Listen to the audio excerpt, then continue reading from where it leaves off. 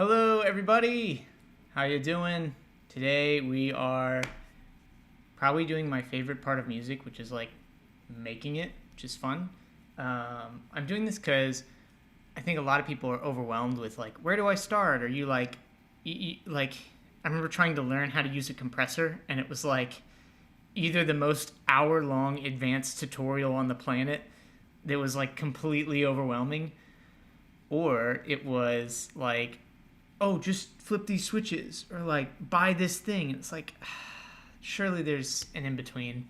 And I won't say my setup is the cheapest. I've certainly invested in some plugins. I'm going to show you kind of what all of those are, and kind of give you good reasoning for them. There's kind of some basics that you're going to need. Like in my process, at least, I like to like find an idea and then I'll MIDI program a lot of it out, and then I'll lay in the real tracks.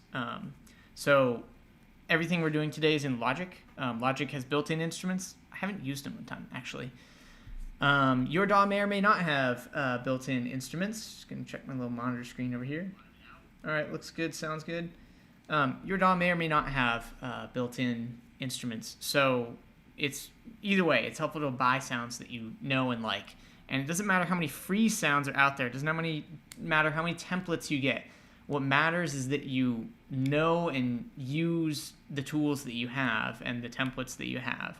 Personally, I like doing a lot of stuff from scratch almost every time. My templates aren't 100% sorted out. They're mostly sorted out. I went ahead and set up the project today. Yeah. But like, MIDI bass and like a synth, you're going to need a synth. Like just buy a synth. And another thing, I have the same kind of attitude with gear, is that just buy the best thing like right off the bat. Like generally, if you know you're going to be doing this, like I've been doing music my whole life. Like it's not like I'm going to buy a guitar and then 3 years from now I'm going to be like, I wish I didn't spend money on that guitar. I've been doing it long enough where I feel comfortable doing that. So generally, it's like Superior Drummer is $300 or $400.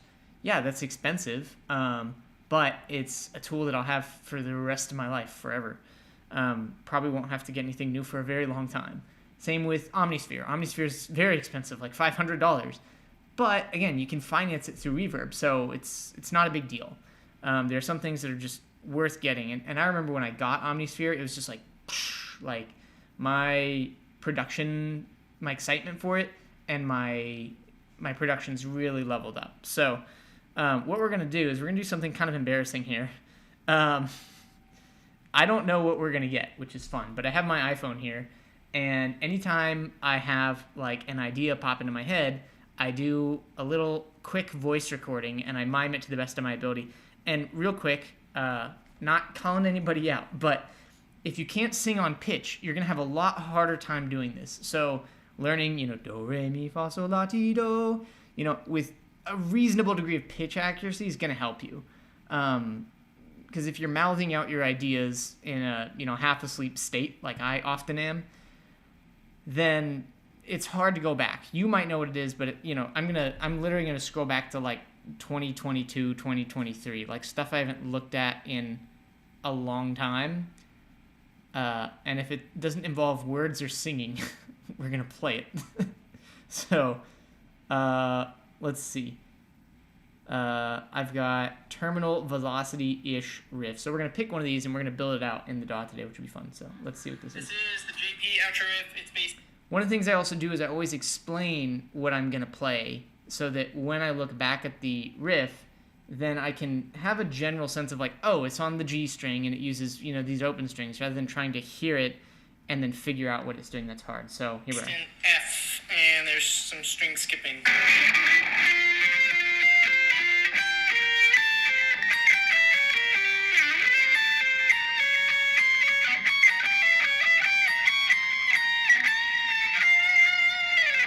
It's probably about 3 times as fast.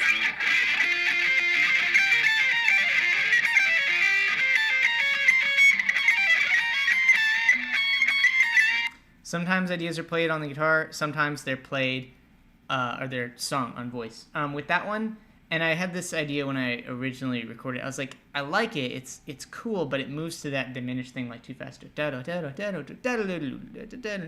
Usually that's gonna fall in a when we're talking chords, it's gonna fall in a place that's more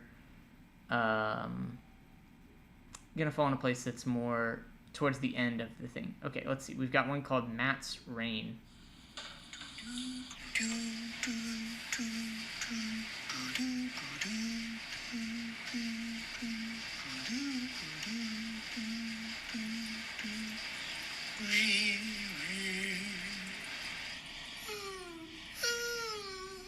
I don't know what I was thinking there. Let's see.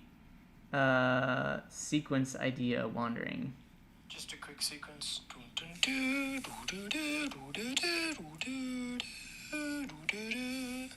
That's the notes. Now I'm going to sing them.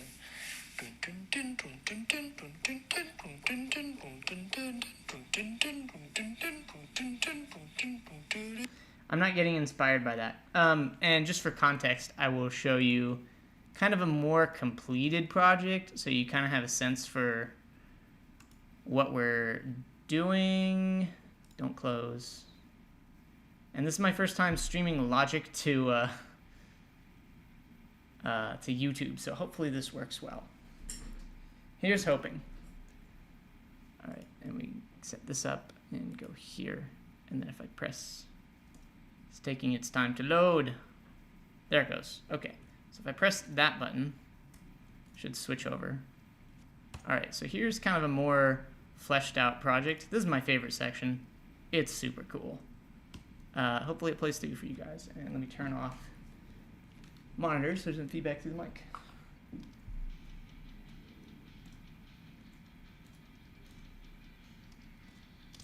Apologies, I have to route it out of Logic with a plugin.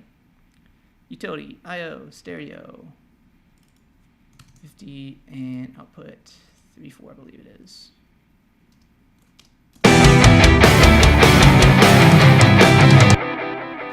Blowing your ears out. I'll try one more time. Nope. I'll just try turning this way down. I have no idea why it screams at you guys. That's super annoying. I can just turn it down. Oh, let's try that.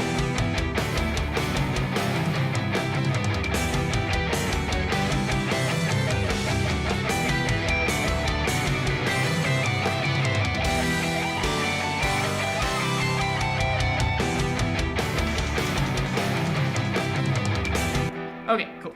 So these are types of things I build. So from top to bottom, what I did with this when I built it was it started out with a chord progression. And so it started out with chord progression. And a lot of times, if you spend all of your time on guitar, you might get kind of stuck. Because you play the same patterns and shape and stuff. So I have a piano downstairs, and I specifically keep it downstairs because it's not like a super serious instrument for me. So I'll take like a chord progression or something, and I'll go, play it on there. I might have figured it out on guitar, I might have figured it out on piano first, and I'll go and I'll start playing it on the piano. So I started playing this chord progression on the piano, and while I was just screwing around, I was like, what would it sound like arpeggio? Da na na na. Okay. I sat there and I figured it out, and I was like, okay, wow, this is actually really, really, really cool. So then I came back into Logic, and I wrote it all out in MIDI, and then actually had to bounce it over to Guitar Pro, and then there's a transposition tool in Guitar Pro which will stick to the key. So I set it down a minor third for the harmony, and then I went in and I manually adjusted the rest of the notes, and I put it back into Logic, and I just had it outlined on a piano patch first, and then what I did was I went through and I recorded the guitar parts. So what you just heard was actually 4 guitar parts going on. There's top harmony guitar, there's low harmony guitar, so that's the top 2, and then there was a left channel low guitar, which is made up of some kind of chuggy stuff, and a right channel low guitar. And the reason you do that, and you pan them 100% left and 100% right, is because, and I'll show you in the project. Get back over here, get that. So if I zoom all the way in on this, and I open up this track and this track, and we zoom all the way in, I'm just going to solo these. Should sound right for you guys. Yeah, sorry, that's the guitars. This is the chugs. So this is the same part in both the left ear and the right ear. I'm also going to press this button over here. If we zoom all the way in, I'm playing the same thing, but you see how the recording of each of these parts, it's very similar, but it's different. And that gives the ear a really cool impression. So.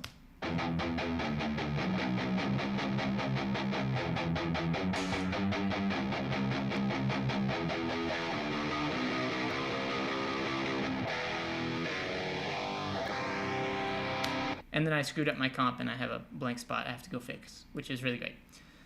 So that's how I put all this together. And we're going to get into mixing stuff too, but we have to pick an idea first. So ideas come from a lot of different places. They can come from playing on the guitar, they can come from playing on the piano, maybe you start with something on the piano, maybe you have an idea in your head, or, come on, I hate that the tracks don't size right. And then you need to figure it out on whatever instrument it's ultimately going to go on. And then we'll get into like how I think about drums. So that is this project. And we're not going to save it. And now we're just in on a project template. So with this, I always have a Vox track. I don't use the Vox track very often because I'm not singing on my own stuff, at least for now. And then I have a scratch track, and the scratch track is, why did it like kick on like that? That's weird.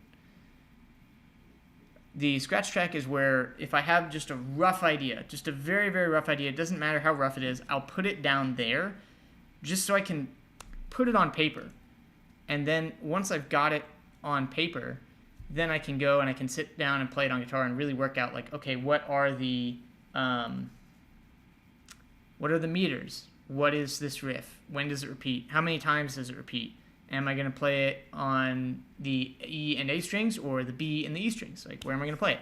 So figure out all that stuff, and then once I have that, I might re-record into the scratch track, or I might record onto the guitar track. Not a final recording, but just to have something there to framework off of. So I'll have rough guitar, and then I'll try to put drums to it, and then I'll see where the guitar rhythm is off and stuff. A lot of times that happens, and then I have to kind of figure out the rhythm a little bit more, and then I'm just building from there. And then I'll have bass built, and then I'll have drums built. And now I'm ready for like the basics. So let's go back to my phone and see if we can find something cool. This one's called Melody Rainbow Energy. I have no idea what we're gonna get.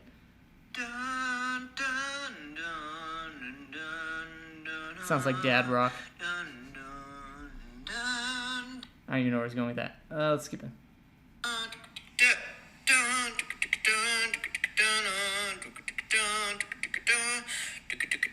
Oh, so that's like a palmy part. And then the high chords, okay. Let's see.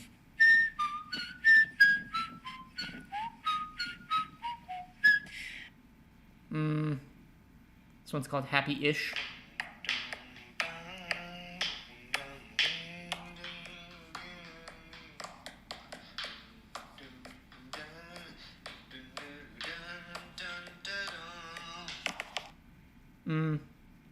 Not feeling that. Prog metal riff idea.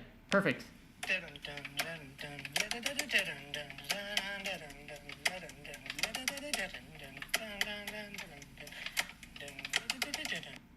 Okay, cool.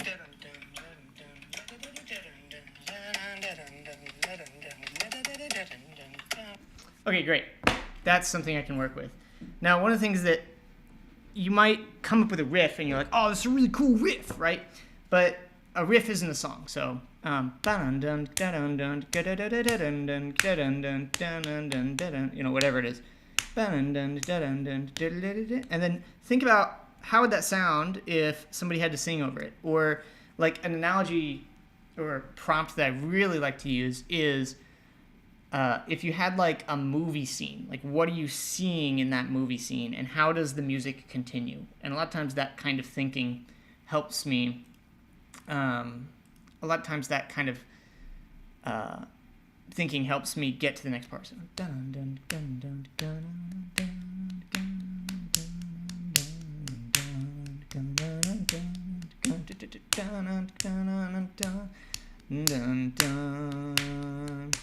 Okay, so now I have two parts. I'm just like singing them. So now let's grab a guitar and figure out what that first part is.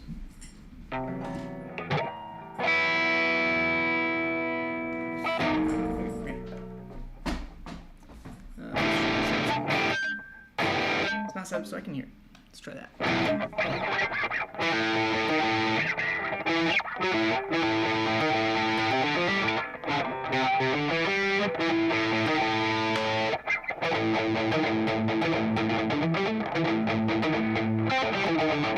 I don't want something that's so pentatonic-y though, so... Okay, you guys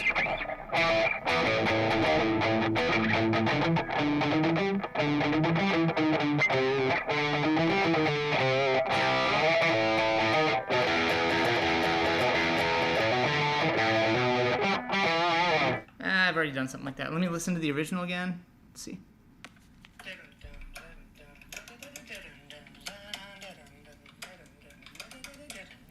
Okay, so I'm getting closer to the octave.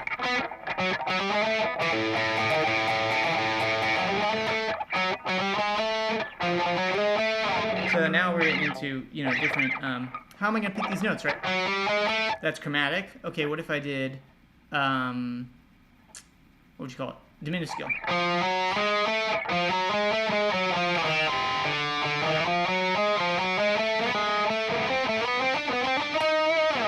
It's a cool scale, but it doesn't a lot of times go anywhere. So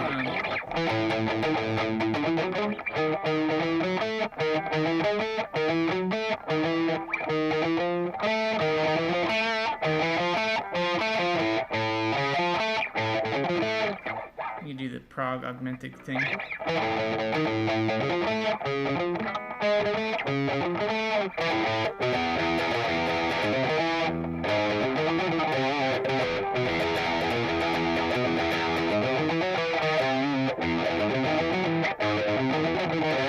So this is the initial working out the riff part. I want to get a little more volume from headphones. There we go.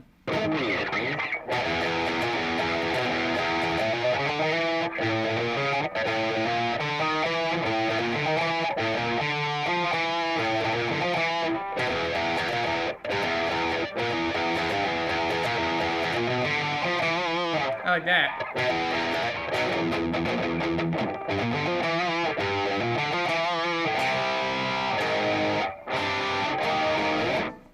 Quick tune. G string.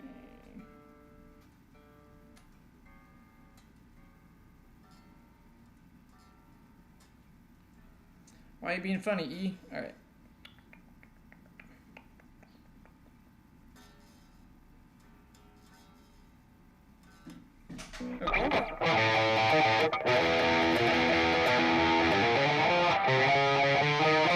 Oh, I get.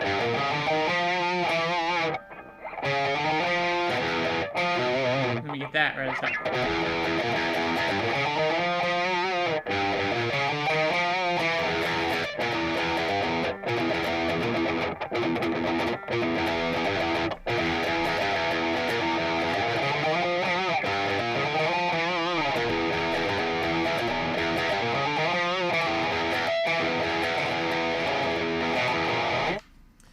Good enough to work with for the stream. So let's hop back over to Logic, and what we're gonna do is we're gonna turn on the scratch track, and we're gonna get our idea just down, okay? And this little drum beat is just here so that when I do this, I can see that all of my drum tracks are individually working, and we'll get to drums here in a minute. Oh, hold on, the drums are not routed properly. Porque. Okay. Fix this. Boink. And I need to fix this template. Bad. Alright, let me actually do that. File. Save as. And this is Logic template 2024 v3. Not 23. Okay, great. So now when I start a project, I've got all this up. So I'm going to turn off the metronome and the pre-count. And one really big thing I can't stress enough is if you're recording Logic, there's something called low latency recording mode. It's this little orange dude in the top right here. The way you get it is you right click on, I call it the display bar. I don't know, it looks like a watch face to me. And then you say customize control bar and display. And then you can see there's a little check mark for low latency record. So this is what mine looks like. You can hit pause, take a picture, copy this if you want to make your logic look like my logic, but low latency record mode is the orange button. And that's going to basically turn off some plugins and make sure that when you record, it records all in time and everything. So, turn that back on. So we're just recording, we're going to get that idea down. Oops, got to shush our drum bus.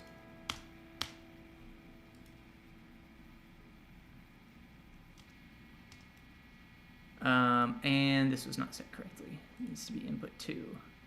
So the microphone is on input 1.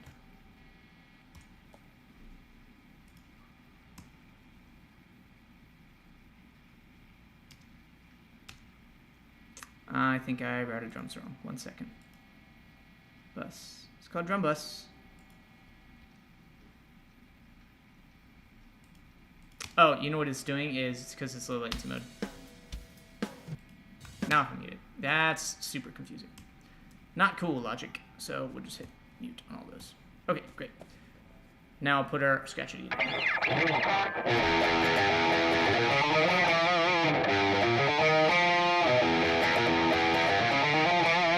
And that's just part 1 of our riff. So let's try to figure it out.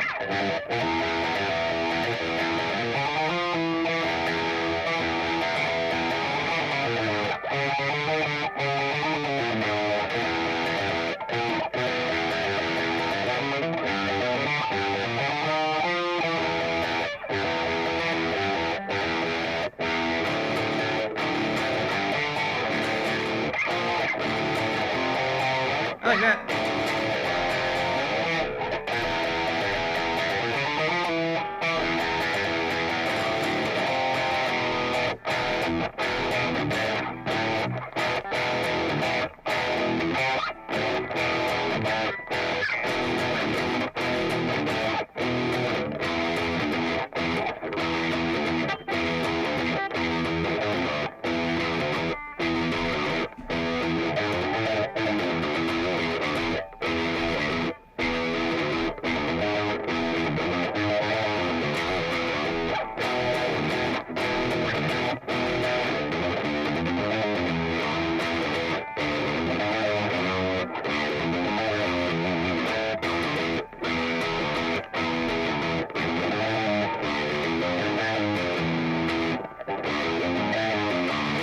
There we go. So I'm going to throw that down on Scratch real quick. That'll be our next little part.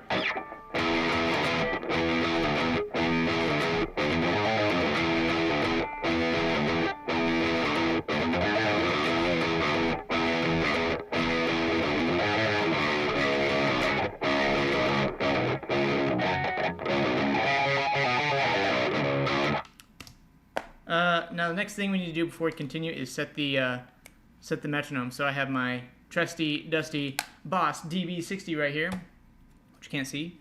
And we're going to flip OBS back to me. There we are. Boss DB60. So I'll just sing it, and I'll tap it and put it in here to the best of my ability. So our first one, I'm going to listen to it. Da-dun-dun, da-dun-dun, da-dun-dun, da-dun-dun, da-dun-dun.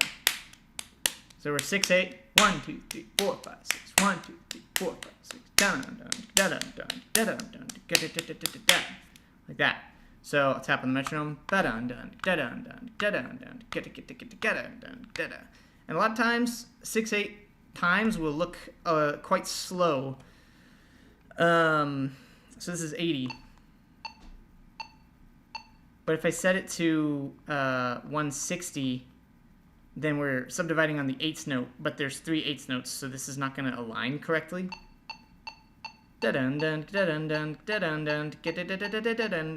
It's weird.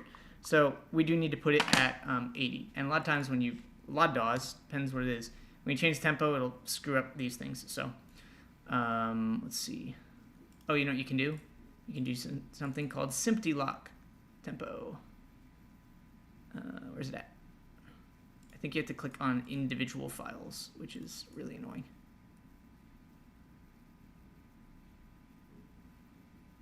tempo. Where's it at? Oh, it's already locked. Let me try unlocking it. And then when we change it, maybe it will stay. Move file, add project, name and color, playback. I always forget where this is. Empty lock. Lock. Okay, let me just see if that works. Nope, it didn't, so. Useless. We're just gonna have to remember what we played. We'll set this to 80. 80. This is pretty straightforward for me to program on drums. Now, one of the things I keep on my desk. Oh, I still had me up. Sorry. One of the things I keep on my desk is a little sheet of all of the key assignments for Superior Drummer, so that if I need to find where a hit is, I can do it. And yeah, you can program in SD. Set the guitar down for a minute.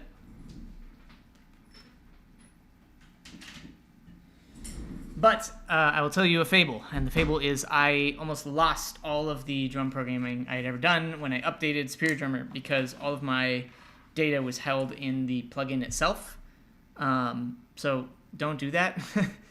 I recommend doing it in a MIDI region, and this was kind of a pain to get used to, but it's actually not that hard. So I have a lot of marks on this sheet, but basically you need to know 4 keys, and the 4 keys are what I call C and E, which is where the kick and then the snare is, and then toms are just kind of right above that, so you don't really have to memorize it specifically. And then you have what I call the G's and the D's, and the G's and the D's are all of the cymbals. So what you can do is you can punch in a cymbal and then use keyboard commands to just change an octave, and you're flipping through all the cymbals. 1, 2, 3, 4, 5, and then if you need to check the D's, let's say you're on G, so you go G, G, G, G, G, and then you check all the G's, you're like, nah, I don't like those cymbals. And then you go, okay, I'm going to move this to D, and then you go down, D, D, D, D, D, and then you check all the D's, and then you'll find which cymbal that you like for that particular section of the song. So we'll switch back over to this, and I'm just going to right-click, create a MIDI region, make sure it's right there. I'm going to unmute all of my drum stuff. And this is probably not how this will start, but if we just double-click in here, let me expand this, and we set this to, get out of here, 6, 8, yes, okay. And I'm not really going to try to match this. Also, another big tip is don't start your project on measure 1, because if you do that, and then you record guitars and you go 1, 2, 3, 4, chord, you miss the pick attack of the guitar, which happens before the beat. So you need to start everything on beat 2. So I can take this guy and just align it.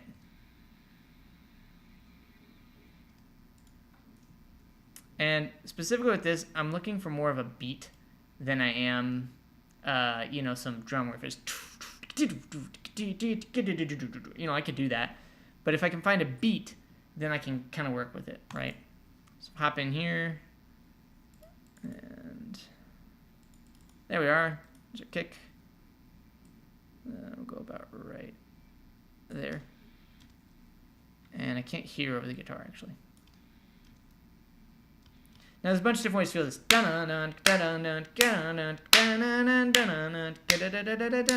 Or you feel it.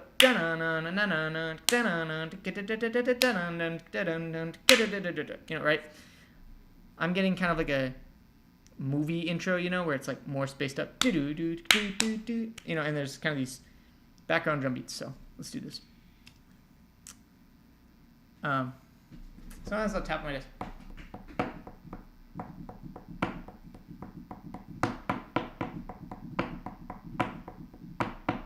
Yeah, just like that. So.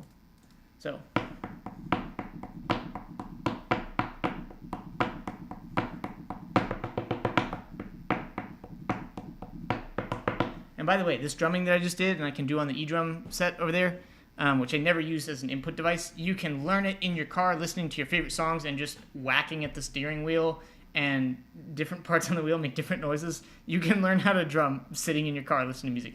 That's how I did it. Okay, back to this. So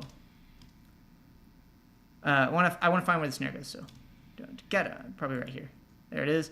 Another big important thing is, especially if you're using Superior Drummer, the default accent when you program the snare in under drums, groove, or sorry, you have to go right here, new empty block. If you're using this to program your drums, and I punch in a snare, come on, snare, and I open this up, the default articulation is center. Center is not how drummers actually play. The way drummers actually play is what's called a rim shot.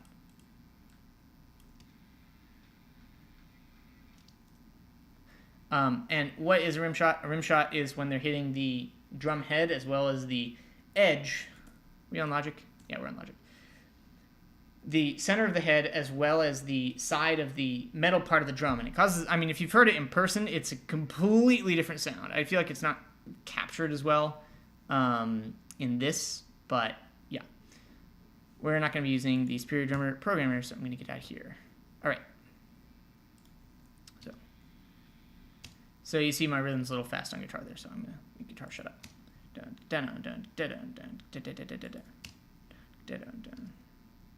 then we need to take our subdivision, 32. Want a little roll here. Please.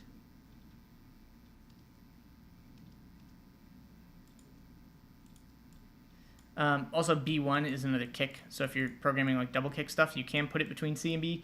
I just prefer to put it on one thing here.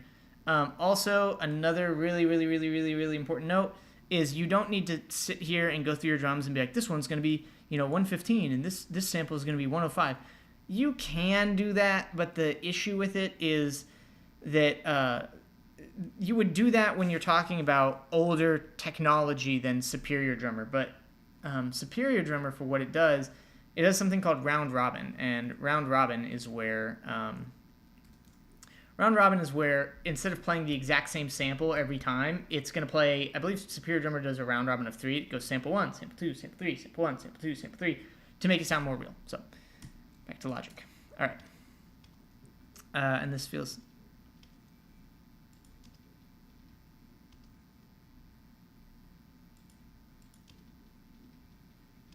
No, not quite right.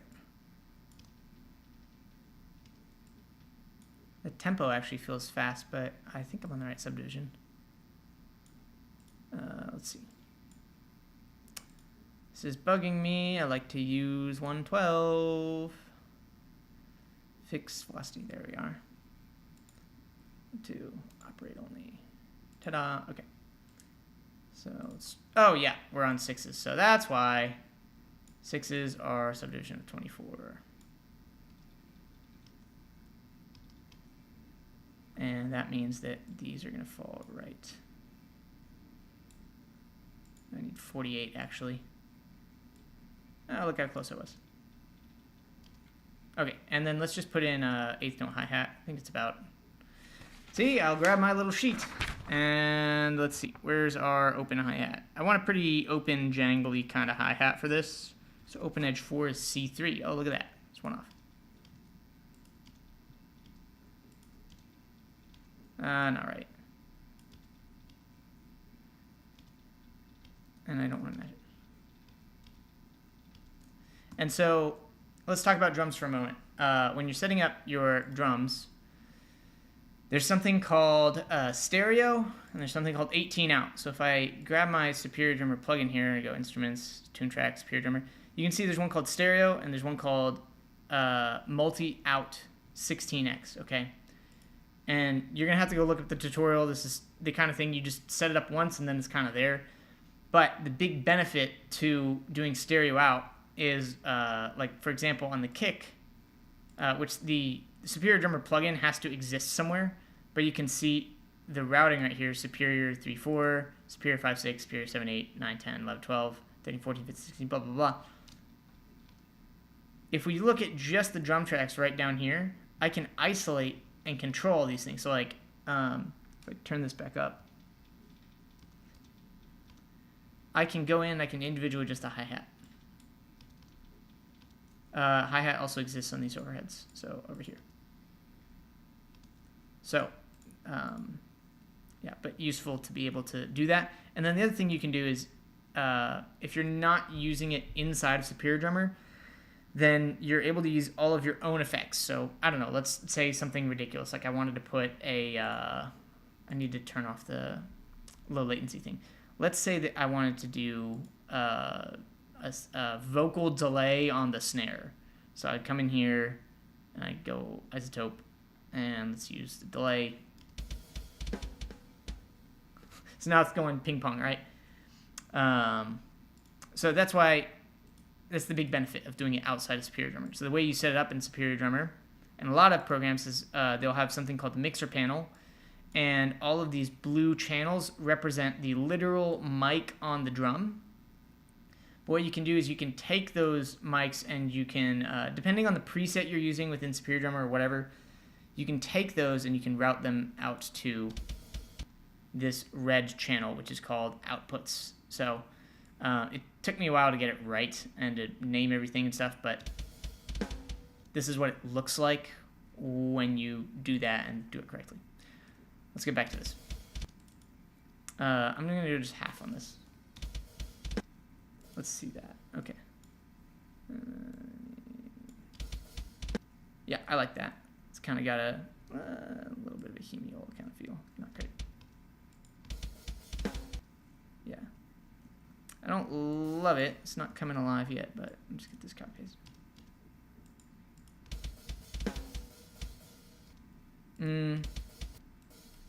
Let's try going back. And yes, programming drums just takes forever. Get used to it. You're gonna have to click and drag and do all this dumb stuff forever. Sounds terrible. Let's try half. Yeah, there we go. So 2 things I always look for in a song. There's something I call the groove, which does this groove, or is it some crazy 17/16 thing that nobody's ever gonna listen to? I always look for a groove, and you can accomplish grooves even if you're playing in an odd meter. Sometimes you need to look, like 5/4 and 5/4. Well, if you add that up, that's 10 beats of quarter notes, and so then you can find an even groove on there. So if someone's headbanging, can they do that with this, right? And let's try.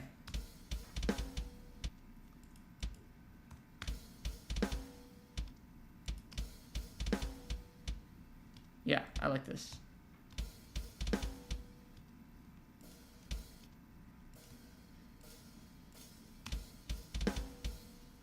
Yeah, so now we've got a little bit of groove. And if we're just looking across 2, 3, 4, 5, 6. This is actually a group of 4, so it'll repeat across 8. Now, one thing I like doing with my drums, if you can get it on sale, highly recommend it. It's not essential to have, but the way it just punches up drums is insane. So if we just go to our drum bus, so if I hit play while low latency mode is off, all my drums are going on drum bus. So if I apply an effect here, it's going to apply to everything. And the units that I like using on drums is called Heaviosity Punish. We go stereo, and this is a very intensive unit. It looks freaking cool. And it's kind of a compression saturation kind of thing. I don't, frankly, fully understand it. But if we come down here to drums, there's one I love called Clean Boosting. And I think I might have my own preset saved. Yeah, there we are, that Clean Boost V1. And so this dial in the middle here controls how strong this is. The tricky thing about using Heaviosity or Punish is it really dramatically changes the sound of stuff. So you have to be very careful to not overdo it. But I really love the difference that the snare comes out with. So let me go and just...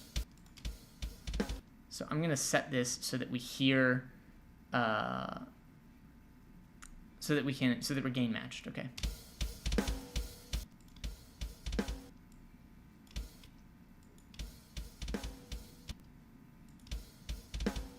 Okay, so in this example, listen to the quality of the snare, listen to the airiness of the hi-hat, listen to the punch of the kick. So this is off, and I'm going to set my cycle so we repeat.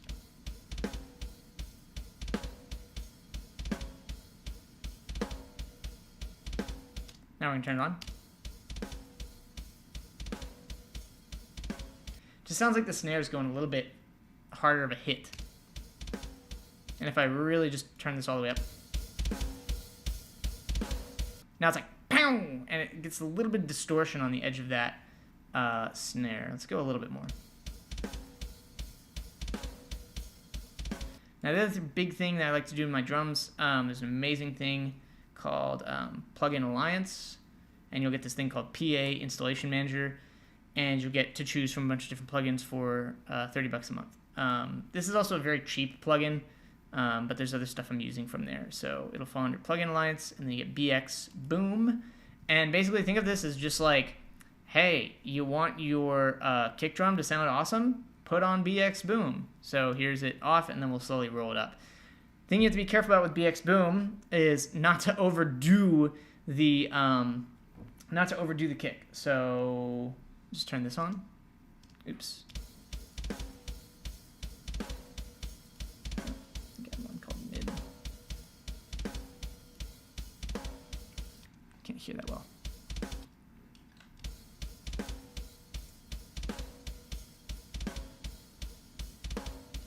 I'm going to go to big speakers for a second. You might hear some feedback.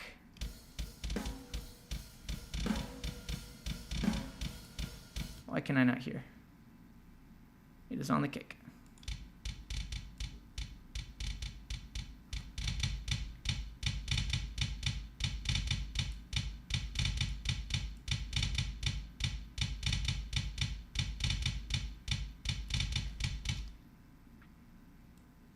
Try it over there.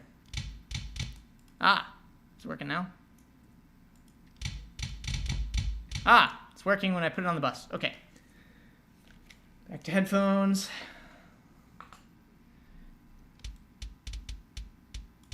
Oh, we've got kick solo. And when I'm thinking about like bass frequencies a lot of times, I'm wearing headphones right now. I think about how does it like kind of, does it tickle my ears just a little bit? That's what I'm looking for. I'm going to turn on big headphones just a second.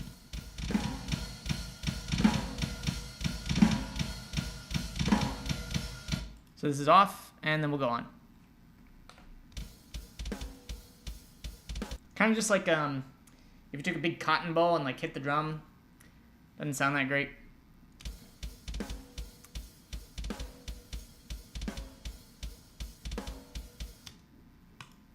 And now we'll turn it on.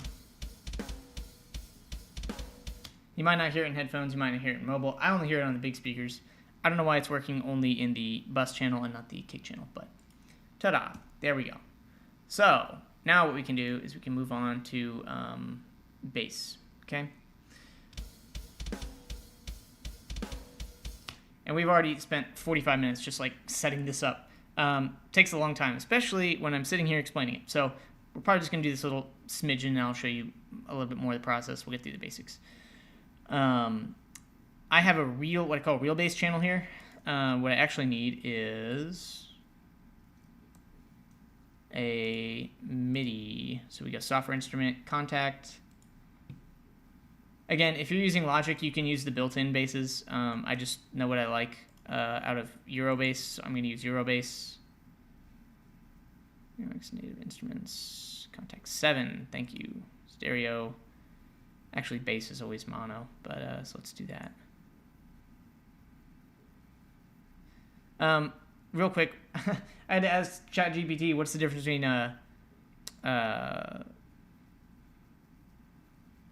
Contact 7 and Contact, and it was like Contact 7 is newer, and I'm like, oh, I knew that. So yeah, back to this. All right, so I'm not a gigantic fan. Why is I just got massive? It's not showing up. Anyways, click Eurobass. Let's do. I like this one. What's this clean tone? Now the big problem with synth basses, in my opinion, and once I point this out, every demo you hear, they're either playing super low guitars, and it gets kind of buried by drums, frankly. But the pick attack on the synth bass is really quite noticeable. So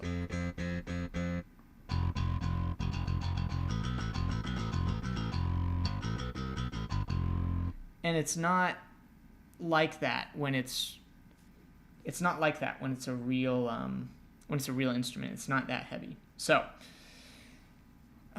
this is all placeholder.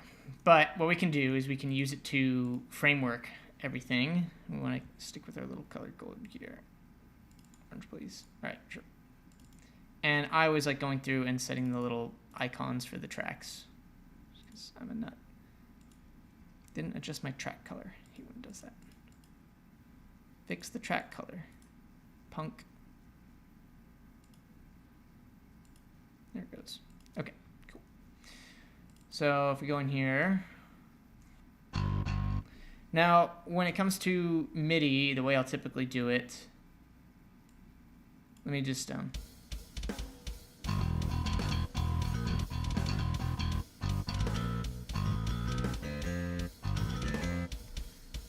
me think what I played on guitar. Grabbing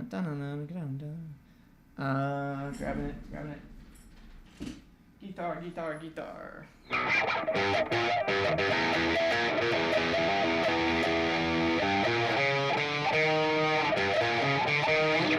C sharp.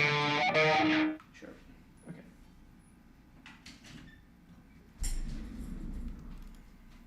So.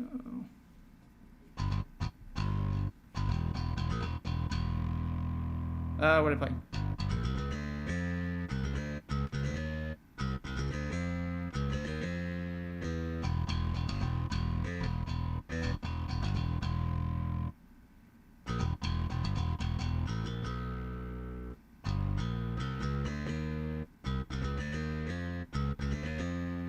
There we are.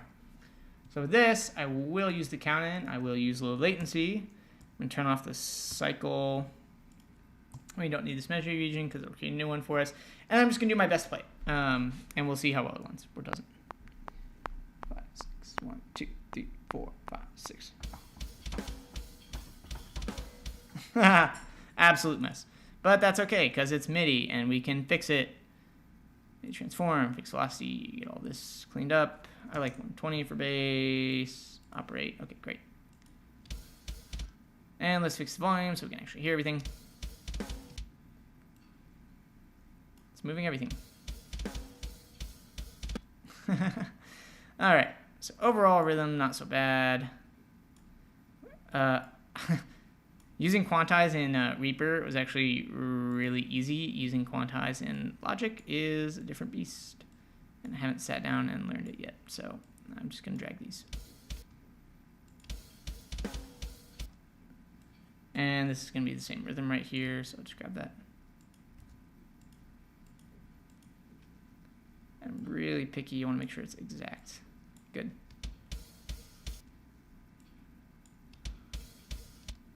And we're just going to manually enter these. We do need that E. But we can get it from here.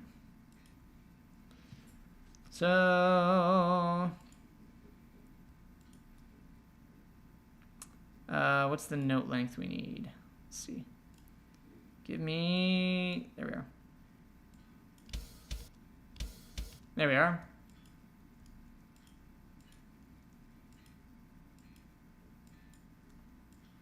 Ta-da! And look at that. I wrote another idea that is in some freakishly weird time signature, probably. Nope. Just missed this. Hey, the lines. Thank God. There we are. Now what we can do is we can take our drums. And I'm keeping this really simple so we can get through enough stuff. And we can just paste them on measured 3 or whatever it is. And we'll grab this. Copy. Pasta. And now I'm going to show you what I meant earlier by the G's and the D's, okay? Let's add some cool symbols to this. So what we do, we can just take this little guy right here. It doesn't matter how long it is because it's drums.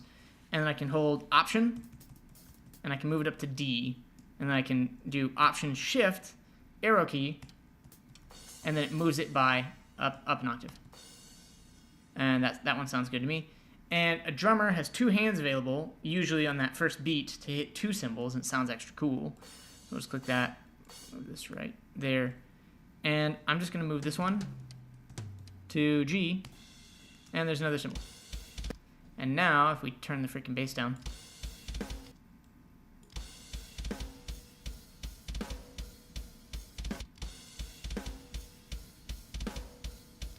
we got this weird, funky thing going on here.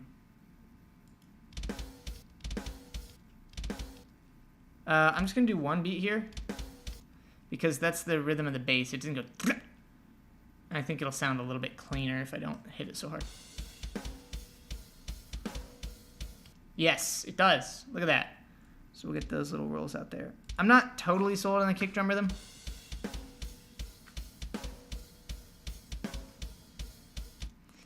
And I actually wish the snare was a little bit higher, like dun dun dun dun dun dun, instead of.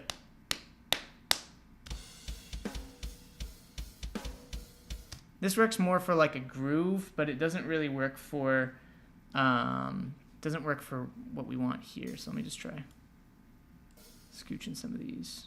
I'm just doing it eyeball. Yeah, there's what we.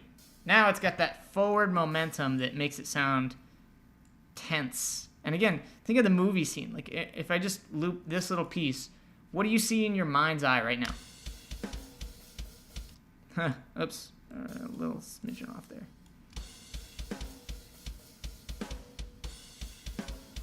Let me try half with this actually. Why am I having so much trouble with this? Let me go to the right subdivision. That's why. Just go there and there. And get out of here. And there.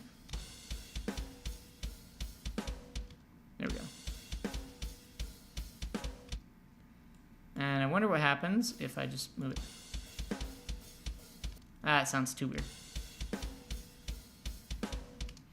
And what we can do is we can just ta-da, copy those, go to our next beat where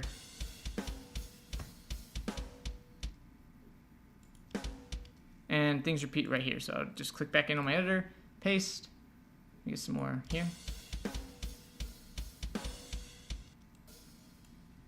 Ta-da. Let me go to the next beat here.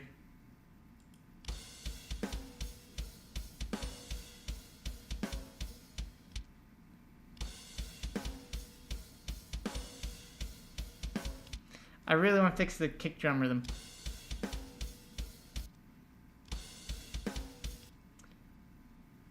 Why is it so funky?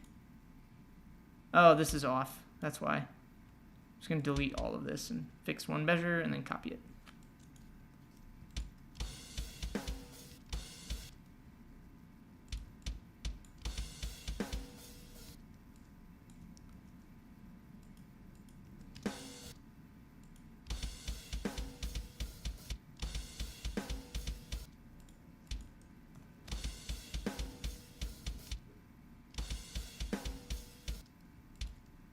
Oops, right here. Dun dun dun. I think maybe right here.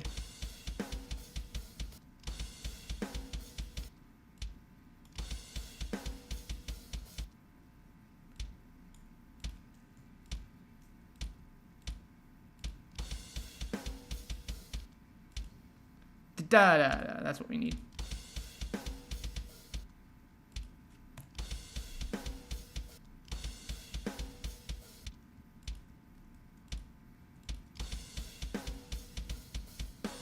There we go. Now that sounds really cool. Copy paste. Ta-da. All right.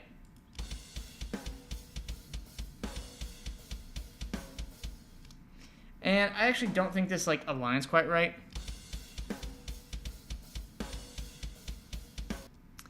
I would actually feel like in my ear I'm hearing it later.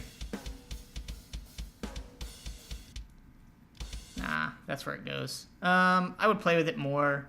I just don't want to spend an insane amount of time on this.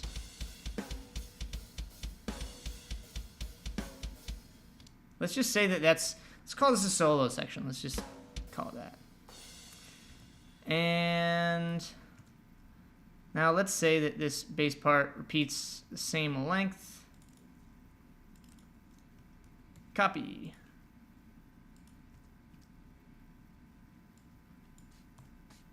And see, this is a ridiculous jump to play on bass, so you wouldn't program that. I would probably just let it just be the E every time.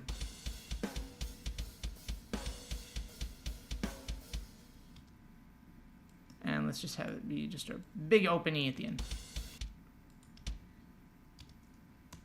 And let's program some cool drums in at the end here.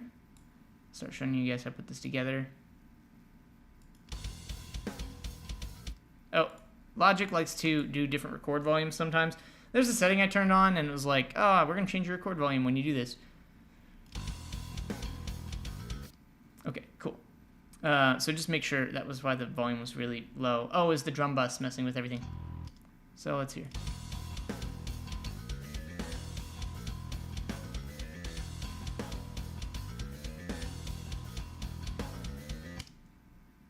All right, cool.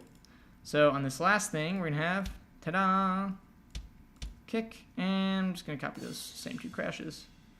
Now again, we're gonna use our G's and D's concept, so I'm just gonna take this one. This one, there's a symbol in Superior Drummer, or whatever I've got picked on this preset.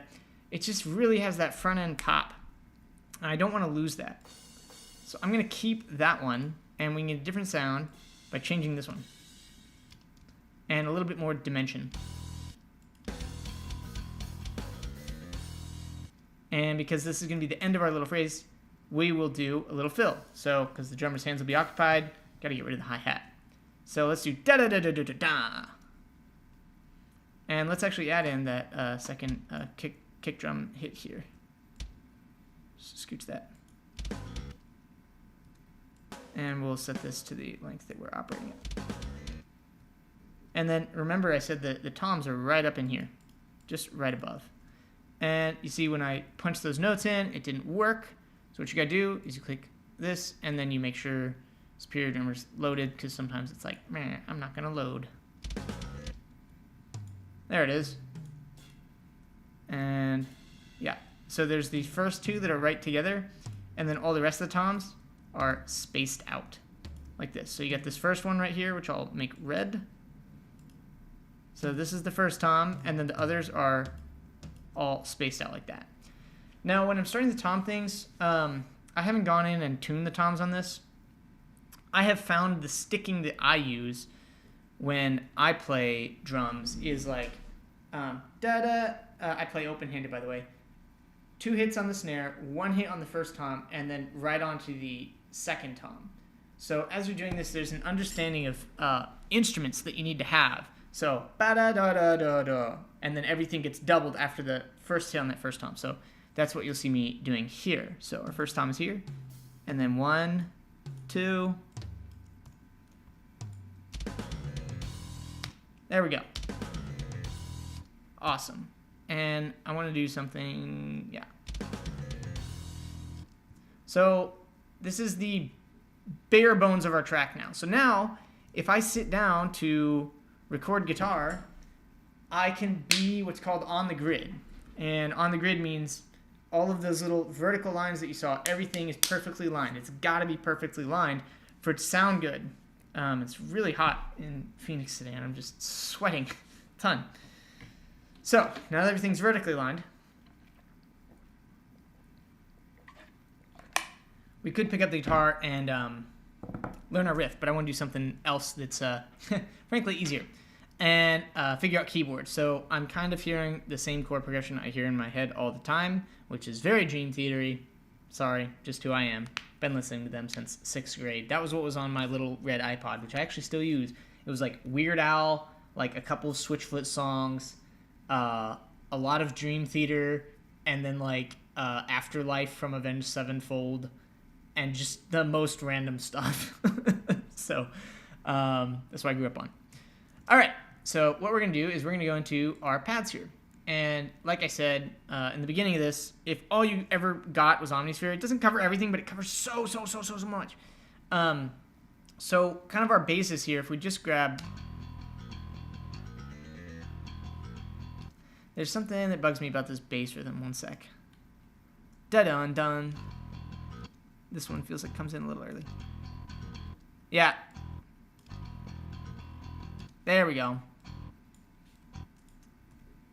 I gotta fix this.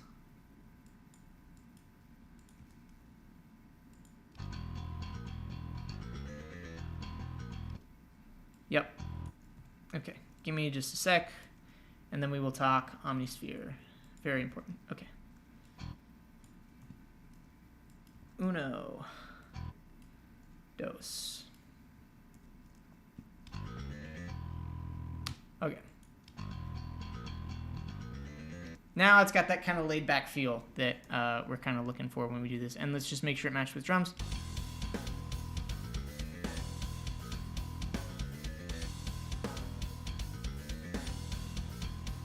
There's a kick drum missing, actually.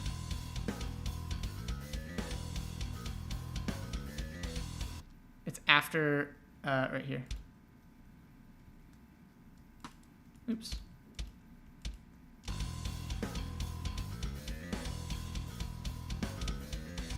Nope.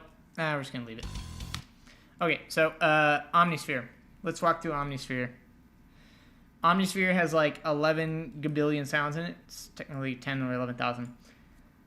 Now, this top box right here, you see 1, 2, 3, 4, 5, 6, 7, 8, and then you see multi.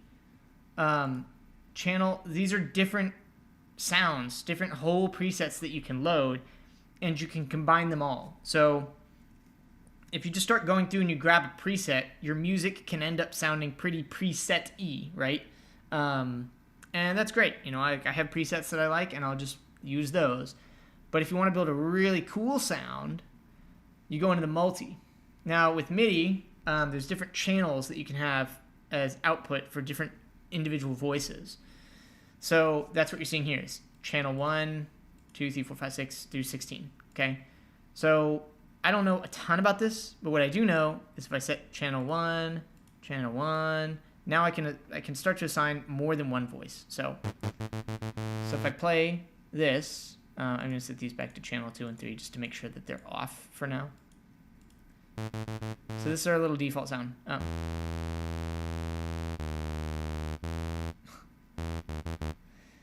Not a cool sound. Now, there is the multi-browser, which I don't really spend a lot of time in. Oh, look at that, drum grooves. That's neat. We're not going to use that, though. We are going to pick individual sounds. So the way you do that is come up here in the top left. Rather than trying to dig through these tiny little menus right here, you can go to Patch Browser. And the Patch Browser is so helpful. For this, I want something that's Dream Theater-y, but a little bit more gritty. So let's just go through our categories top to bottom. Obviously, we're going to be playing guitar, so we don't use that. Not hits and bits, keyboards, collab maybe. Let's see. Oh, and there's a big delay.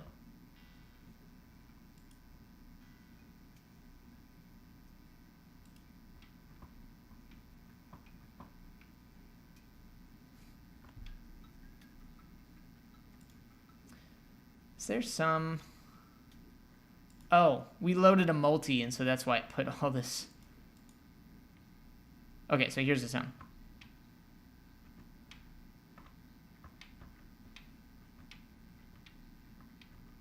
And a lot of times when you punch these sounds out of the box, they're really loud, so you can just turn the volume down a little bit here.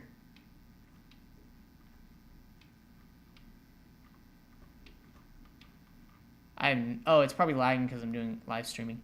And let's have this as a background little texture.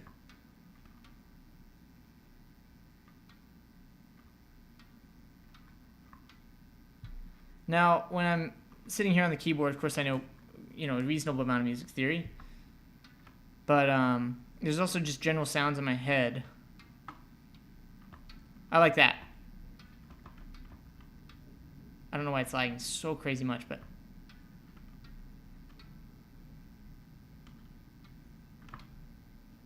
And I've never played that in my life before, I guarantee you. Sarcasm. So again, I'll do the same thing as I did. I'll use the count in, I'll use low latency mode. And a lot of times with this, I'm just looking for something that is going to fill that middle space. A lot of times guitars take up, 1 to 2K kind of area, and then bass, 200 to 400, but there's this space in between there where you can really cinch together a mix. So I already know this Hollywood string section, so now if I play both of these sounds together, so I've got sound number 1 on channel 1, sound number 2 right here, 2, and then on channel 1.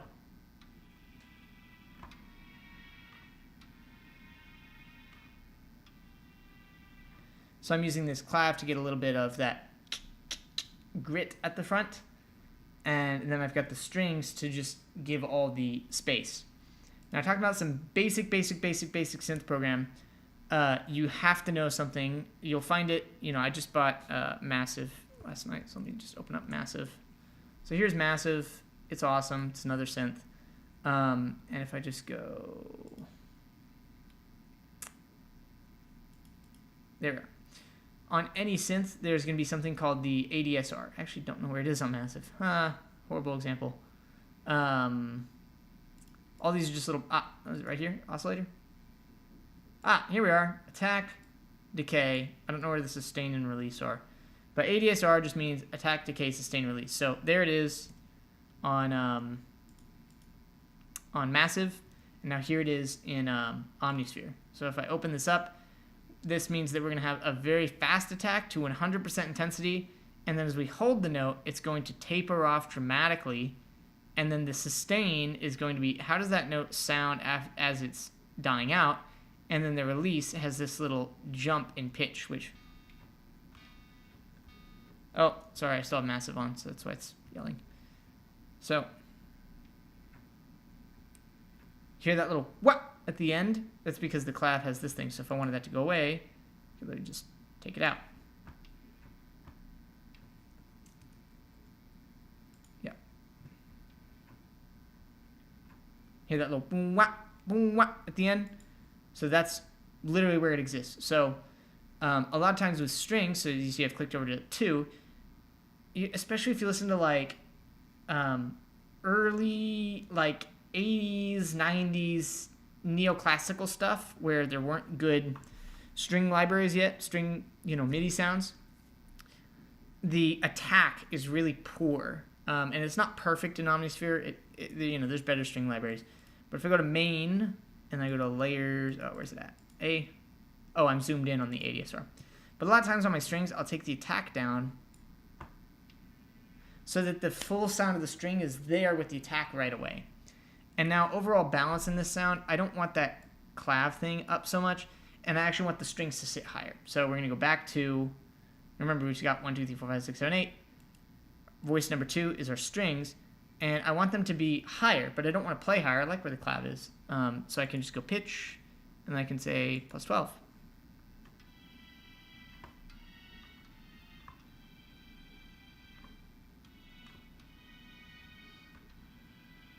Ooh, spooky. And I'm actually not loving that, so let me just pop the whole keyboard up. Awesome. And now we're ready to record. We'll stick this across the measure. Now, if you want to get really cool with Omnisphere, we'll do one more thing.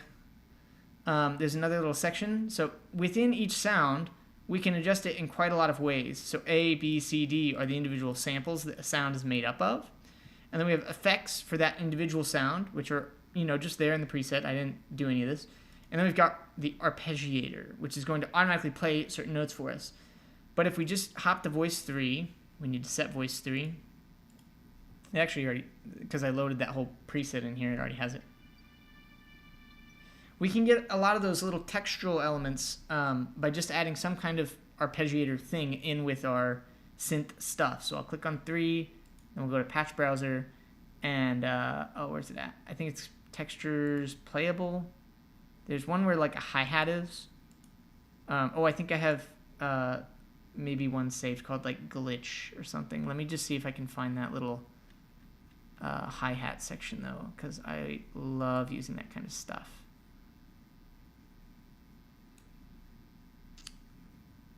I think it's on percussive organic. Picked and plucked. Oh, it's ARP and BPM. Duh. And we can find combo. Nope. Where's it at? Percussion organic. Nope, this isn't it. I always have trouble finding it 100% of the time. Electro percussion. Hi-hat. Ah.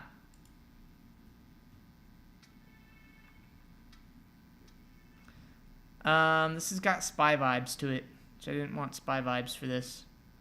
So let's see, electro hits. No, this is not what we need. Let's see, ethnic world. By the way, searching through sounds also just takes forever. Another thing to just get used to. That's neat.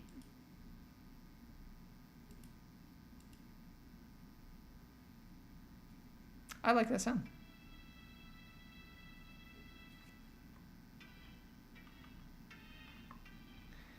That is nice, actually. Is that set for Gen 1? It's all adding all this background reverb kind of stuff, which I don't super love. Let me just try punching it up an octave though and just seeing what it does for us. I like it.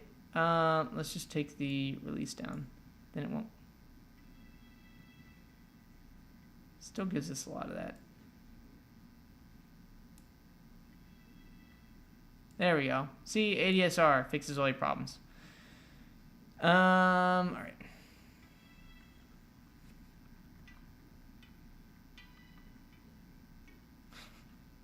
Oh, computer, you will live. All right. Let's work with this. Basically, you can combine multiple sounds. And if we want to sit here and do an arpeggiator, we could. Let's record this. 2, 3, 4, 5, 6. Oops. One more try. Because my keys are up so loud versus everything else. Let's try again.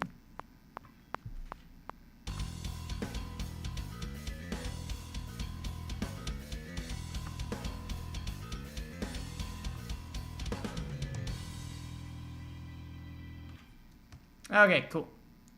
Now I take this beautiful mess. Got everything great. Yep, sorry, you can call me an idiot because I don't know how to quantize in Logic yet. We'll live.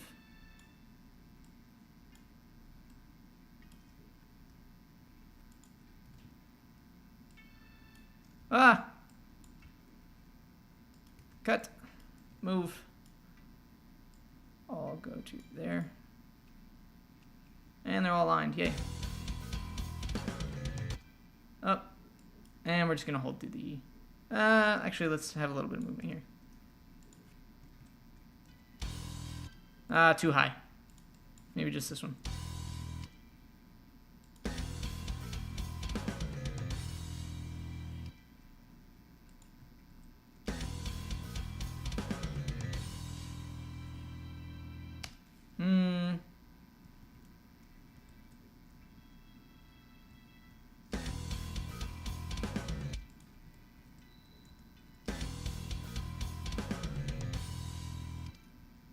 We'll do there for now.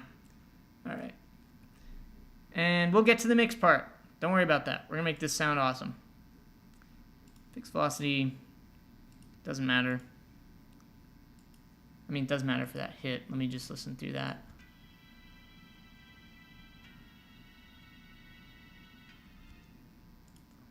And...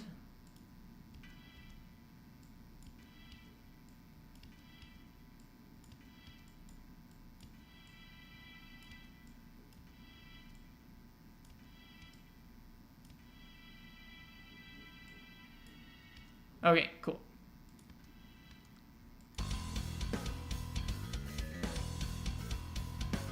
I actually hate how hard the pluck is on that. I'm going to keep these here, but I'm going to mute these. And let me try bringing strings knock it down. So you hear how strings go wah, wah, wah.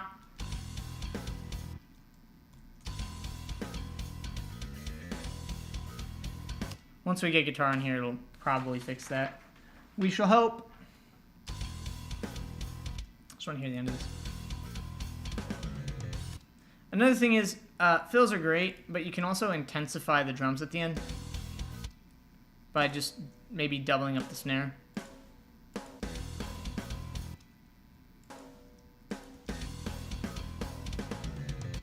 So if we just listen to the slash measure, strings are still too loud.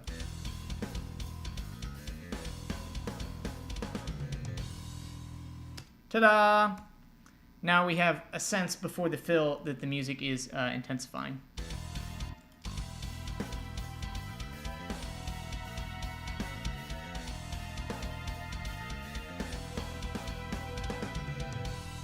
Okay, cool. With all of that done, we are ready for guitar. We'll just put this in whatever.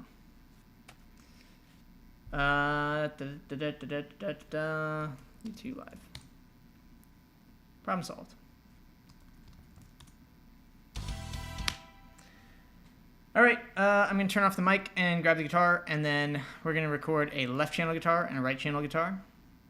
We're not going to do bass, real bass. We're just going to do this bass, and then we'll go into the mixing process for this. I'm going to check if there's any little new comments over here real quick. See who we got hanging out this long with me. Nobody knew. All right, cool.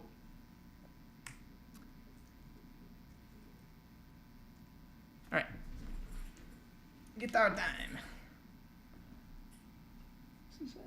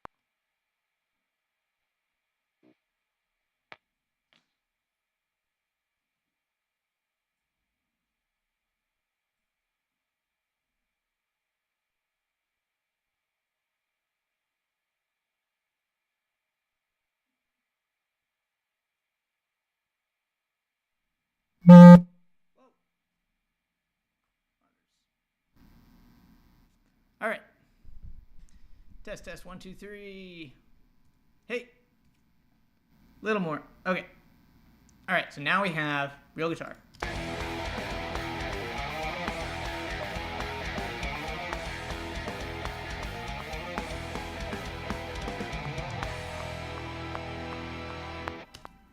Pretty cool. Now let's start to clean this up. So first thing is going to get all the extra space out of here. And extra space out of here, out of all these. So I'm going to trim the ends. And you can see the endings are a little bit different. So what I'm going to do is I'm just going to go clip this one. And it's going to crossfade in right there. And now it's still a little bit long.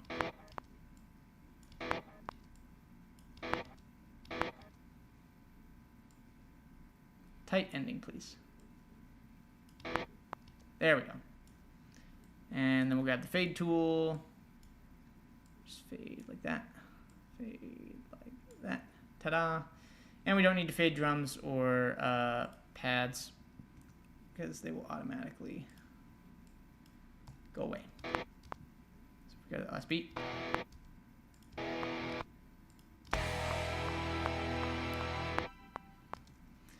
And guitars are even a smidge long there. Let's check our beginning. Now I'm going to listen. This one is a draggy intro, so I'm just going to clip just the front of that and scooch it over so our guitars start together.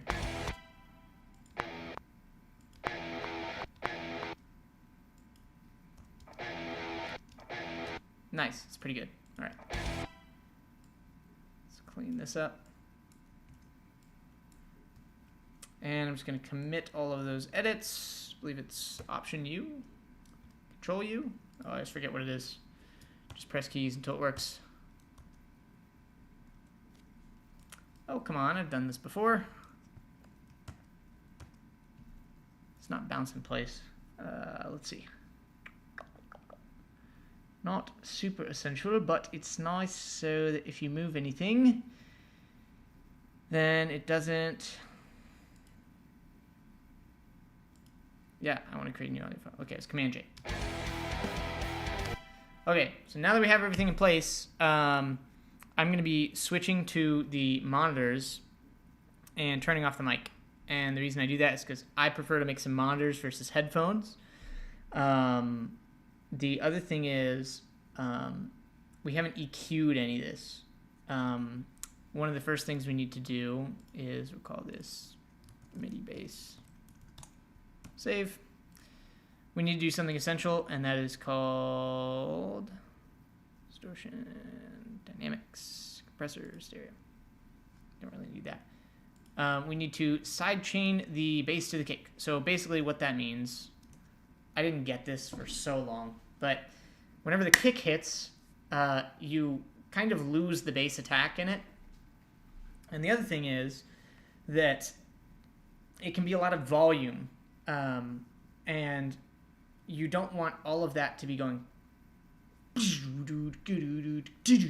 every time there's a kick and a bass hit together.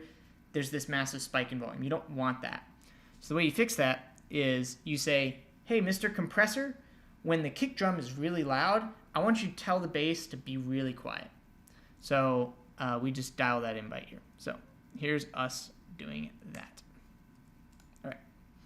So, okay. So we have on our bass track right here, MIDI bass compressor. This is just the Logic compressor, and it says sidechain. And then we go audio, and then we select from a track source. Where's it at? Instrument, kick. And so here it is off. Now listen to how the bass starts to come out a little bit more. But we didn't totally lose the drums in there. And now we can just kind of the volume of the bass, because when the kick sounds, we're not adjusting the... That's what this compressor is reacting to. When the kick is loud, then the compressor activates. We're listening to the kick and applying it to the bass. Listen to kick, apply to bass. So if we turn down the volume of the kick, which, by the way, with any drum thing, it's pretty much always balanced so that it's not going to be too loud, and you can just leave the fader at 0. You might have to do just a little finagling, but I always try to leave the drums kind of at 0. So if you've done that, you're going to be good. Now we go back to bass, go back to comp, and I just want to hear these two together. So the threshold affects, okay, how loud does the kick drum need to be in order for me to activate? And then ratio is, when I activate, how much do you want me to activate by? Do you want me to activate a lot? Do you want me to activate a little? And the ratio is literally a multiple. So it says, I forget kind of which way it goes, but if the sound, if the compressor activates, we're going to take the sound from 2, and we're going to take it down by a factor of 2. If the threshold is at 3, we're going to take it down by a factor of 3, factor 5, factor blah, blah, blah. If you compress too much, then it starts to sound really fake. So I'll try to do that. I'm not the best with this, but I've got basics. Enough to be dangerous, they say. So you can see this is totally off. Now I slowly turn it up. And you'll literally hear as that little needle starts activating, it's like, oh, there's the bass.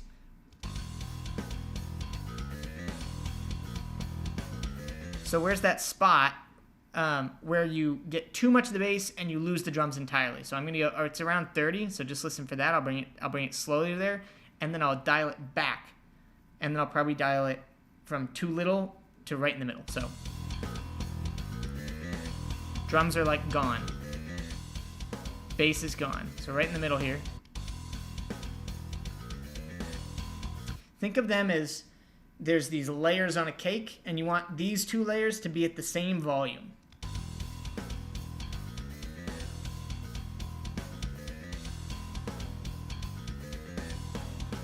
And let's play with the ratio now.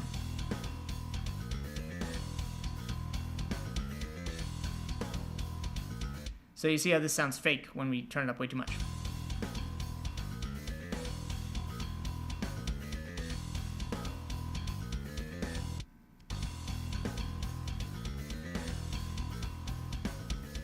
So 1, it's not doing anything.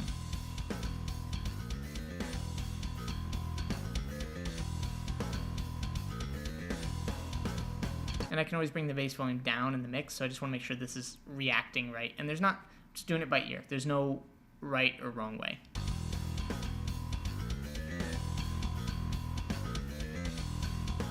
So you hear when I get to about 25, then you hear this weird that's too much compressor relative to the kick. And it's going to make the audio balance, the way it sounds and feels in your ears, sounds weird. So 25 is going to be too much for this at a ratio of 3. Here it's like bass, drums, bass, drums, bass, like these things pop out. Let's see if we can get it to play nice.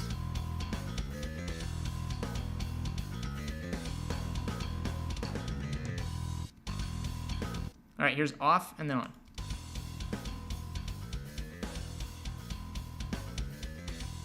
On.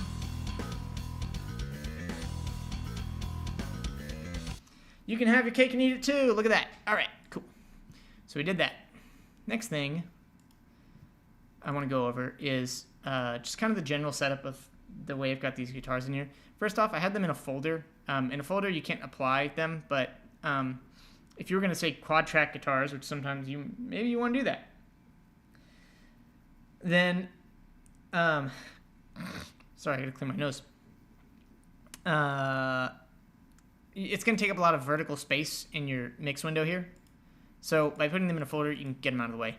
And then if you wanted to use a bus, they're 100% bust. Everything is 100% bust. I don't know why people use partial buses. Somebody can explain to me sometime. But yeah, I've just got this little folder so I can get things kind of out of the way. So, guitar, we'll talk about volumes in a second. So we'll go guitar bus, and I just want to go ahead and throw good old EQ on there. I don't have a fancy EQ yet. I'll do it one day. First things first. The guitar sound that I use literally in the FM3 already has a filter on it. Do this, move this over to here. it already has a filter on it where it cuts off 10K because cymbals are going to be above that, and it rolls off at, it should roll off at 150. The reason I had this roll off set so low on guitar is because a lot of times I play 7-string. I played 7-string when I played this, but the riff is only an E. So we can bring this up and just do a little low pass here and bring this up to, you can just type it in. 150, maybe 120. 150 will work. Let me change the slope. And now when we add this, it's going to create a little more space for that bass to come through. Just cleaning up a little junk. In my headphones right now, I'm hearing a little bit of like kind of sound, and I don't want that for this. So I'm just going to grab any one of these. Let's grab this guy. And you can do what I call EQ hunting. Just move this around all the way up or all the way down until you find the frequency that's annoying, and then you can tune in a little bit. So.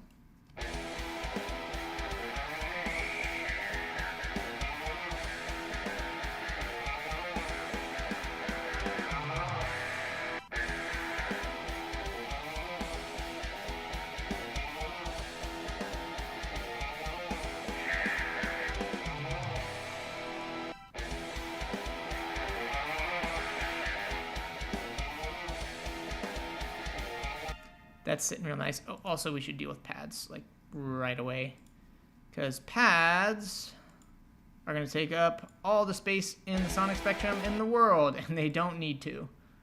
So we're going to take that and get all of that low information out of the way, because guitar and bass and drums are taking up this area. And now let's see if there's any annoying stuff that we can eliminate.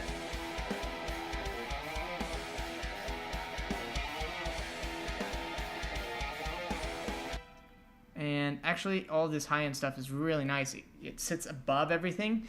And let's just grab one of these guys and see. I'm going to bet it's kind of these mid areas that are making it sound really kind of like, whoa, like whale sound. It's just taking up space. Yeah, all of this is really taking up a lot of space, so I'll cut a little bit of that out. Widen it up.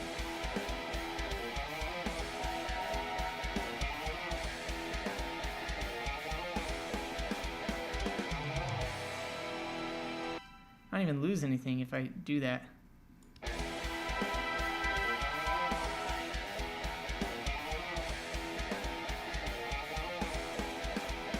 Because we're just looking for just the upper texture on this. Now it's a little too hot, but I'm going to bet it's all this stuff, so we'll just scooch this down.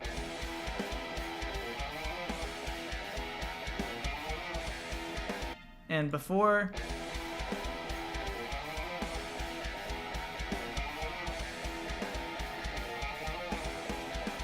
and after.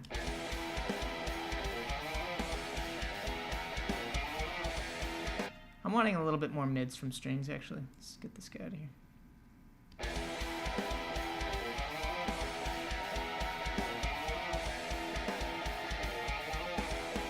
You have to think about where the core, where the body of an instrument is. But it sounds like the conglomerate sound that I'm hearing from this is like, it's a little bit overall, but we'll get there. It's a secret weapon I'll show you. Why is bass off?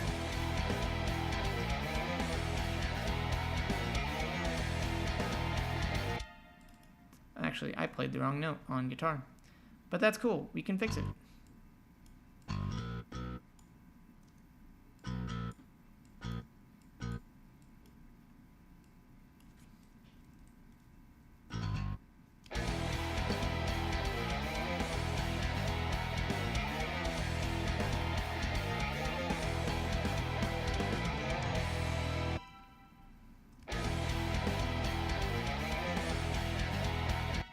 Guitar sound a smidge off to me, actually. I think it's just sloppy playing, frankly. Yeah, just in that top. Let me see. I just want to see if I move them a smidge over. Nope. That's just sloppy. My bad. And let's go to EQ on bass. So, thing you gotta keep in mind with MIDI instruments is they're designed to act like real instruments. They're not set, right? They're not like EQ'd out of the box. So you gotta do that. I can tell you everything below 40 like doesn't get heard on like a cell phone. So you take all that gunk out of there, and all of a sudden you can hear bass actually a little bit more.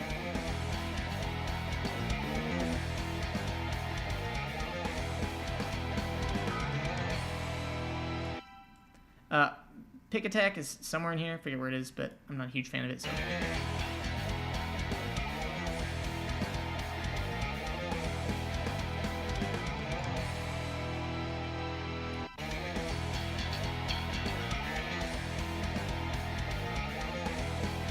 Honestly, I'm just gonna grab this.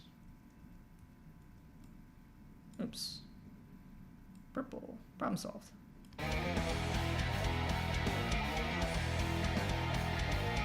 Before.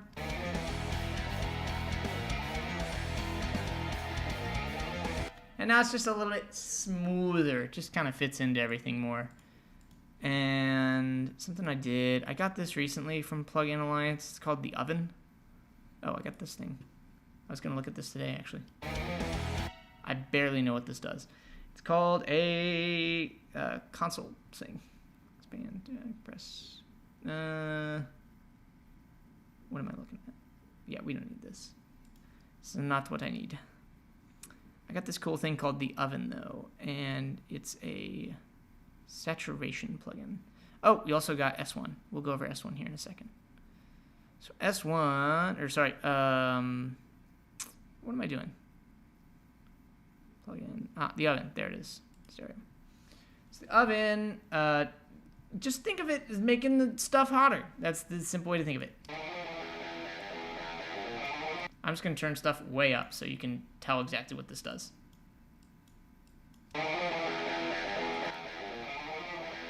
And I could take away the gain. Make stuff hotter. So let's do broil. Let's make it really hot. So when I turn up mid-burn, I'm hearing a kind of sound. Don't love it. This low burn's kind of helping the bass kind of match in with that.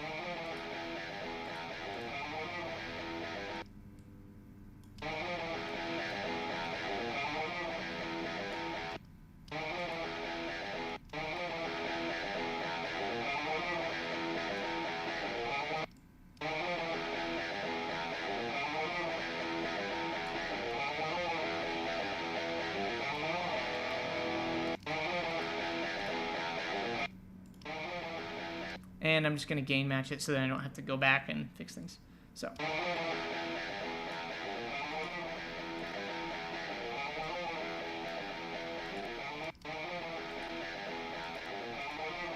Now the guitars are a little bit spicier. Now what we can do is add one of my favorite plugins of all times. I just got it. If you don't have it, go buy it. It was on sale. Maybe it's still on sale. It's called S1 Imager.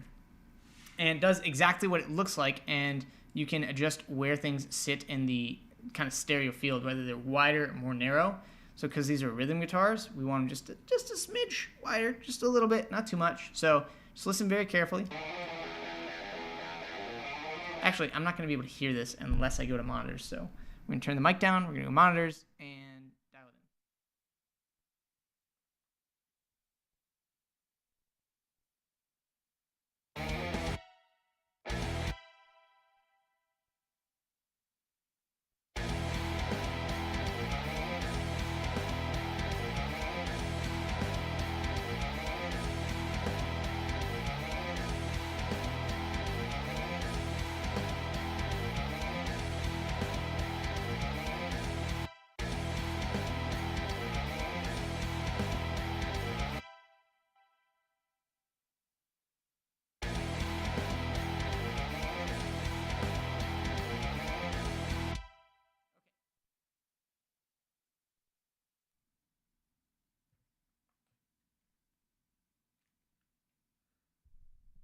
Okay. Okay, so that is S1 Imager. Let's throw it on pads as well. Why not? Let's see what it does. I gotta turn off the mic again. 1 sec.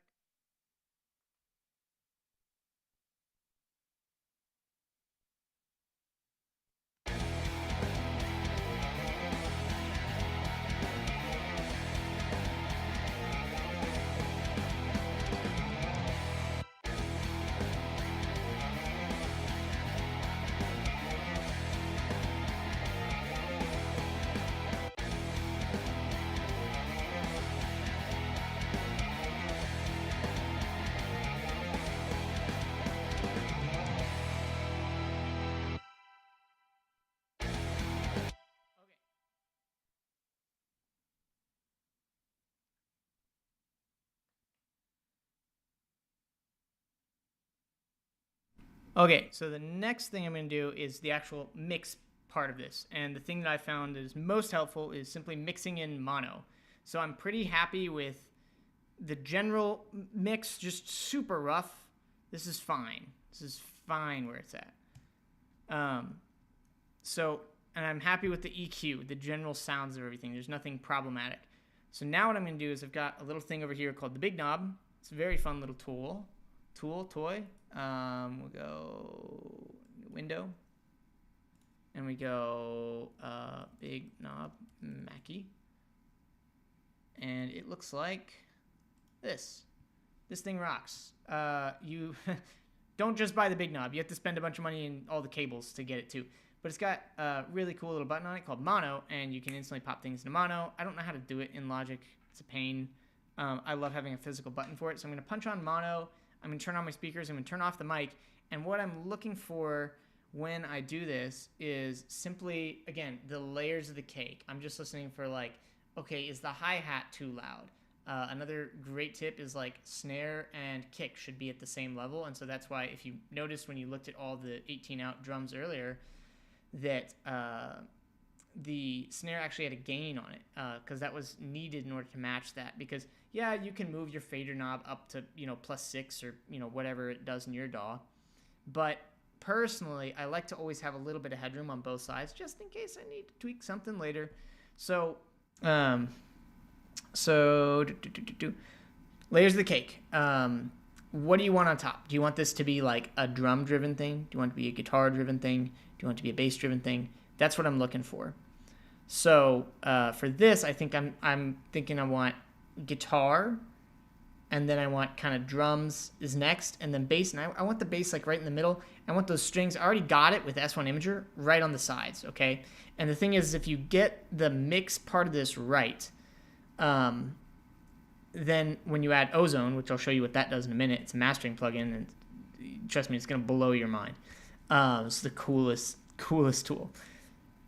When you add Ozone, it makes things way better. Don't think that you can put a crappy mix into Ozone, but when you try to fix the mix problems at the mastering level, it just doesn't work that well as if you just get it right in the first place. So the last thing that I'll be doing in this process is on the master fader, I'm going to be looking for generally guitar, bass, drums, strings. The total addition of all my sounds should be kind of close, maybe just peaking just a little bit. It's okay if it's peaking a little bit because we've got limiter and we've got compression that's going to go on top of this and smooth it all together in Ozone. So that's the other thing that I look for, because if it's below there, yeah, you can dial it with the compressors and things, but I don't know. It's just a little thing that I do. So mic's going to go off, mono audio is going to go on, big speaker's going to go on, and you're going to see me listening and doing this. Actually, do I have a scene for... Nope, I don't. Okay. So we'll go back to Logic, and here we go.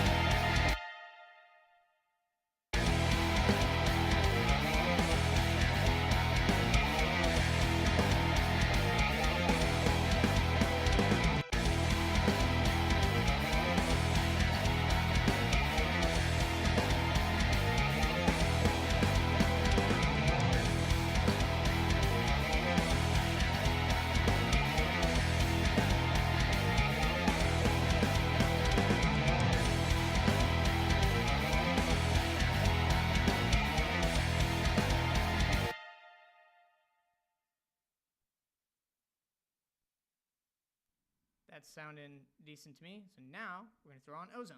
And with Ozone, you let it listen to...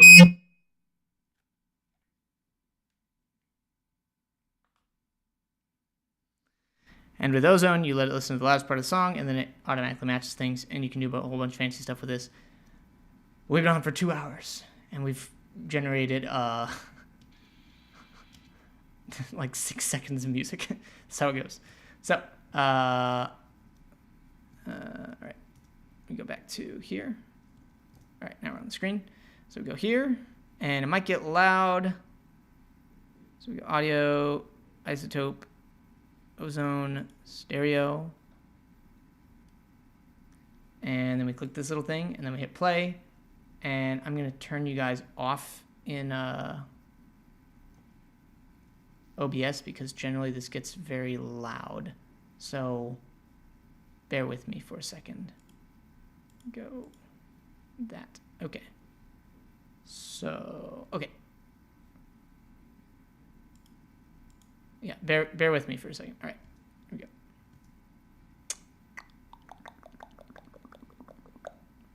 Let's think. We'll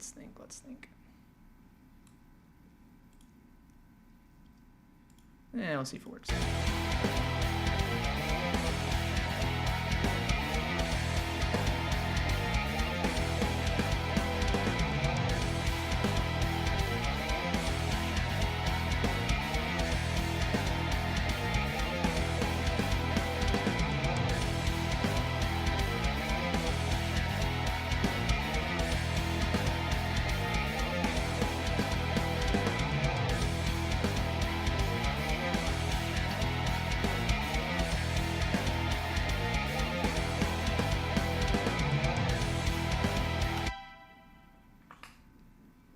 On to the big speakers.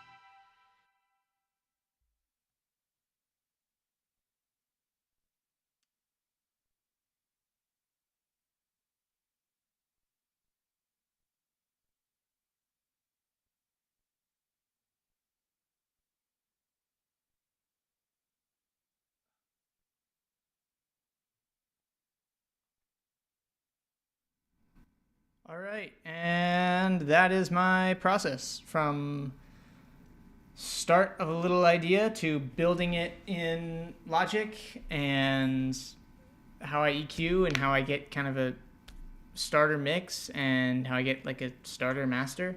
If you notice when I switched on Ozone, it does like an EQ on the whole thing. And what I noticed is usually it's a lot more subtle with the EQ on some of my other projects, but on this one it was like, you need more high end and you need less low end. So I'm going to bet if I went back and I turned down BX Boom, and as the bass was really heavy in this and I didn't want to sit there and EQ it all day, the real bass, when I play that, I don't have as many, I don't want to say EQ issues, I'm more used to EQing the real bass than the Euro bass. So there's that. So that's why the bass probably came in a bit heavy. I find that Ozone pretty much always says I need more high end. Also, as you can see, this room is entirely untreated, so we don't have necessarily the best listening device. There's also AC, and I'm not hearing everything. Maybe Ozone knows better than me. So if you have any questions, now's the time. We will hang out and do questions. If you have any questions on this stuff, I'll give it like 3 minutes because it's 7. Yeah, if you got questions, now's the time. What have I been working on lately, though? Been working on picking faster as usual. We've ran a number of people through what I'm calling the perfect picking system or perfect picking protocol. Everybody's improved on cleanliness and speed and accuracy. It's a fantastic system. I got one more guy who's going to go through it, and I'm just kind of working out some initial kinks and things like that. So there's that. Working on finishing up some of the little pieces I have written down on index card called Unfinished Business. So you'll probably see another performance video out here reasonably soon, which is good.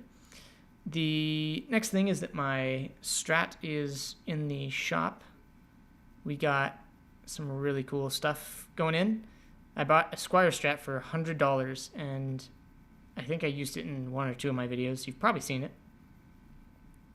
And with it, the cheap pickups don't tolerate high gain well.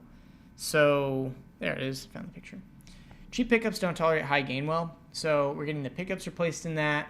I got a new pick guard. I got a 22 fret neck, which is going to need quite a bit of work. So we'll see how well it plays. And we got a Goto bridge going in on that. So that's exciting. But this is what the pick guard looks like. I'm really excited. Focus. Please. You get the idea. It's cool, kind of red, marbly kind of thing. It's going to be visually striking. So that's what I've been up to. Hope you guys enjoyed this. Hope you learned something. Watch it again. Take some notes. Yeah, it's taken me a long time to learn all of this. Plugins that we use today. First things are Eurobase, which is okay. I'm not a huge fan of it. Realbase is best.